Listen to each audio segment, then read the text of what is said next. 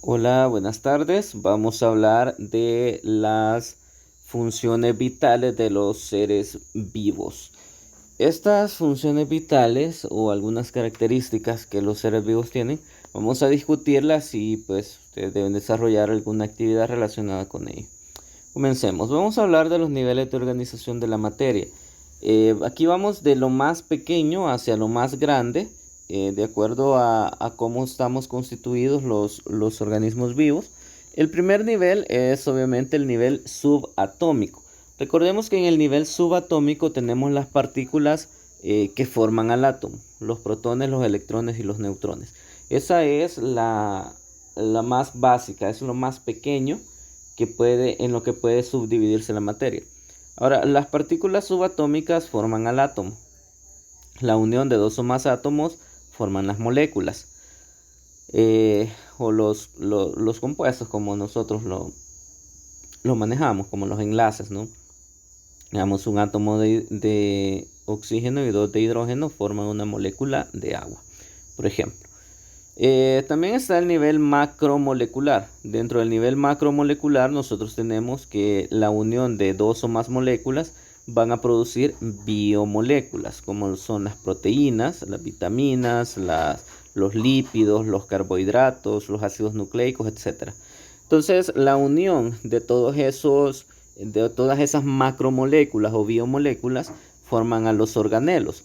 Los organelos son las partes que componen a la célula, es decir, que la unión de los organelos forman el nivel celular. La unión de muchas células conforman el tejido. La unión de tejidos conforman a un órgano y la unión de muchos órganos conforman los aparatos y sistemas de órganos. El conjunto de todos los aparatos y sistemas de órganos conforman a un individuo. Todos los individuos forman a una población, recordando que la población debe ser exactamente de la misma especie. Una población de humanos, una población de perros, una población de gatos, de pollos, etc.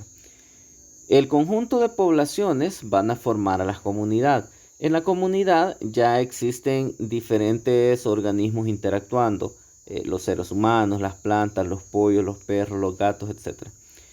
La la unión de muchas comunidades van a formar el ecosistema.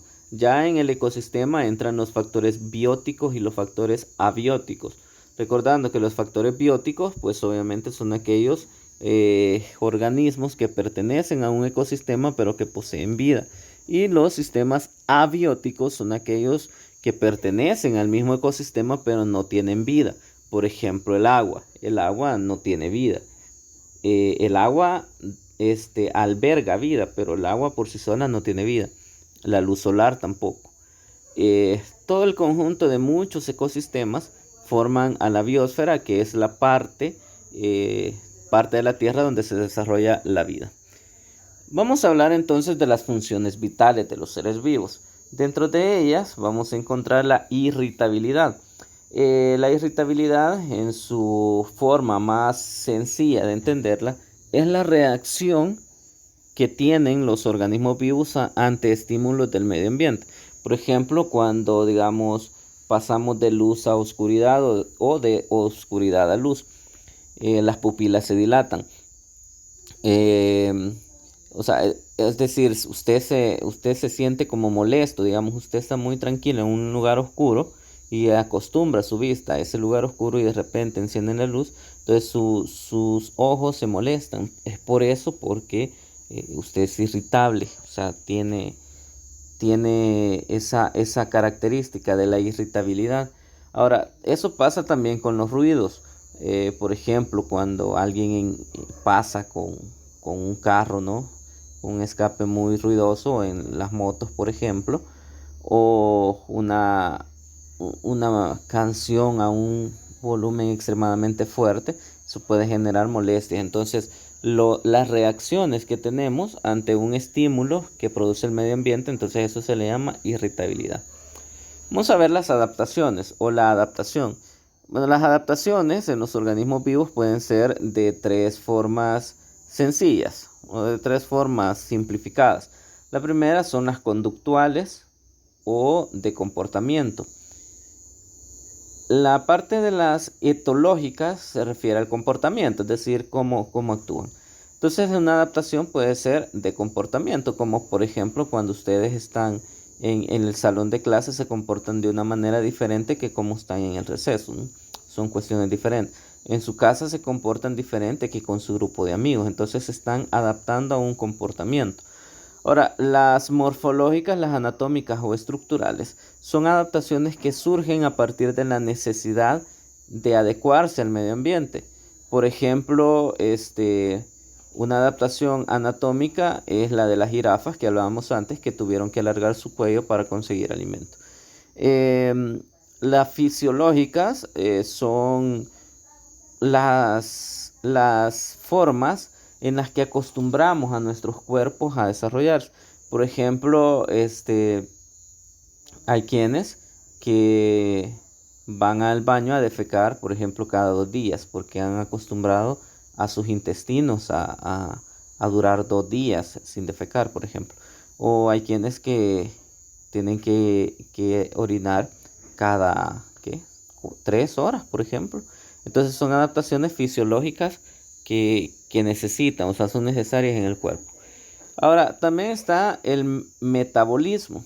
Ahora, el metabolismo es el conjunto de reacciones que tiene nuestro cuerpo para, o sea, tomar energía de las sustancias que entran en él. Entonces, el conjunto de reacciones químicas por las cuales nosotros tenemos energía. Esto se ve o se clasifica de dos maneras, el catabolismo y el anabolismo. Dentro del catabolismo, o sea, ¿qué es el catabolismo? De una manera sencilla es cuando se descompone algo grande, se descompone en partes pequeñas para ser asimilado. Por ejemplo, cuando comemos, digamos que tenemos servida una pieza, una pechuga de pollo, por ejemplo, ¿no? Entonces no se va a tragar toda la pechuga de pollo, sino que la va a partir en pedacitos.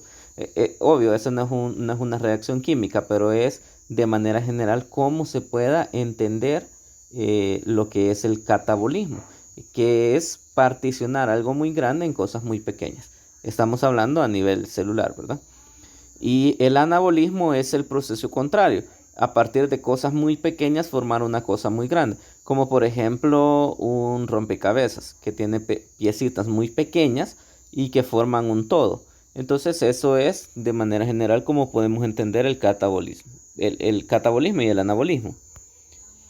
Dentro de la reproducción vamos a encontrar de dos formas la reproducción. Está la reproducción sexual y la reproducción asexual. Dentro de la reproducción sexual vamos a necesitar siempre a dos individuos, el macho y la hembra, para que se pueda producir un nuevo individuo. Para que se pueda generar un nuevo individuo se necesita la unión de dos seres sexualmente diferentes, es decir, un macho y una hembra. Porque el macho aporta el 50% del ADN de la nueva criatura y la hembra también aporta el 50% del ADN de la nueva criatura. Entonces aquí va a haber una variabilidad genética porque no va a ser 100% igual al padre ni 100% igual a la madre, sino que va a tener características combinadas. Ahora, en la reproducción asexual, acá existen muchísimas formas de reproducción asexual. Que las vamos a estudiar. Pero, vamos a ver. En ese tipo de reproducción asexual, solo se necesita un solo individuo. Está la fisión binaria o bipartición, que una célula se parte en dos genéticamente iguales. En la gemación hay una célula que esta va teniendo como una protuberancia, como que fuera teniendo como una espinilla, digamos, ¿no? Que se va haciendo cada vez más grande y al final se convierte en otra célula totalmente diferente. Está la esporulación, que se forman pequeños gránulos y estos son lanzados al exterior. Esta es una forma de la reproducción de los hongos, por ejemplo. Los hongos abajo de su cono tiene un rajamiento, no sé cómo explicarles, pero que se ve como que fuese una lámina por abajo, espero que ustedes lo hayan visto.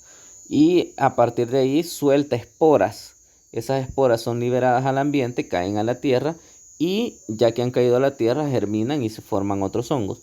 Aunque los hongos también tienen dos tipos de reproducción, la reproducción sexual y la asexual. Los hongos se pueden reproducir de cualquiera de las dos maneras.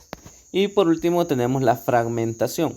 La fragmentación es cuando veamos el ejemplo que está aquí. Digamos, tenemos una estrella de mar completa, pero a eso se le arranca un brazo. La estrella original le va a volver a crecer el brazo y al brazo que se le cortó, ese se va a convertir en una nueva estrella de mar. También acá podemos encontrar la multiplicación vegetativa, que es a partir de las semillas que las plantas se reproducen. Vamos a ver aquí. Esto es la parte de la reproducción sexual. La parte de la reproducción sexual. Y para la reproducción sexual vamos a tener la espermatogénesis y la ovogénesis. La espermatogénesis se da en la pubertad y es cuando se da la primera producción de espermatozoides. Y la ovogénesis se produce también en la pubertad y es cuando se da la primera generación de óvulos. Ahora, en ambas se producen o se reproducen a través de mitosis y meiosis. Esta mitosis y meiosis son formas de división celular que las vamos a estudiar en la otra unidad. Acá tenemos de manera genética ya, o sea, introduciendo parte de la genética acá, que el espermatozoide aporta 23 cromosomas y el óvulo aporta otros 23 cromosomas. En total hacen 46 cromosomas que son de los que estamos conformados los seres humanos. Nosotros tenemos 46 cromosomas distribuidos en 23 pares. Esos 23 pares de cromosomas, los primeros se llaman autosomas, que brindan las características de cada uno de nosotros. Eso lo vimos en noveno, cuando hablábamos de genotipo y de fenotipo. Los cromosomas genéticamente contienen a los genotipos, que son las características genéticas que tenemos, pero visualmente dan paso a los fenotipos, que son las partes físicas de cada uno de nosotros.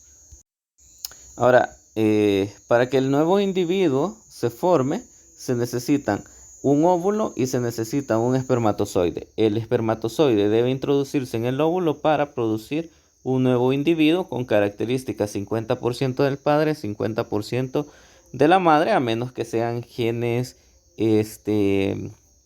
vamos a decir, dominantes y recesivos, que se veía también en la parte de la genética del noveno grado. Vamos a hablar también de la homeostasis. Esta creo que es la última. La homeostasis. Esta parte de acá son el conjunto de reacciones que realiza nuestro cuerpo para mantenerse funcionando. Vamos a hablar de manera general en los aspectos de la temperatura para que se entienda. Por ejemplo, cuando el estímulo es en un aumento de la temperatura, nuestro sistema sensorial responde haciéndonos sudar. Si hay un aumento de la temperatura, nuestro cuerpo suda. Eso es para nivelar la temperatura que nosotros tenemos. Por ejemplo, cuando van ustedes a hacer educación física, se cansan, entonces hacen demasiado movimiento físico, entonces su cuerpo comienza a elevar la temperatura. Entonces, la respuesta del sistema sensorial es hacerlo sudar, porque ese sudor, esa agua, lo que va a hacer es nivelarle la temperatura que usted tiene. Ahora, si el estímulo es reducir la temperatura, por ejemplo, su sistema sensorial lo va a poner a temblar. Y si usted está temblando, está generando movimiento y ese movimiento le va a generar un aumento paulatino de temperatura. Entonces, usted va a comenzar a aumentar un poco su temperatura. De manera que cuando está haciendo frío, lo más recomendable es hacer ejercicio para que se le quite el frío. Creo que hasta acá vamos a llegar con estas funciones vitales de los seres vivos y tienen algunas actividades. Bueno, gracias y nos vemos.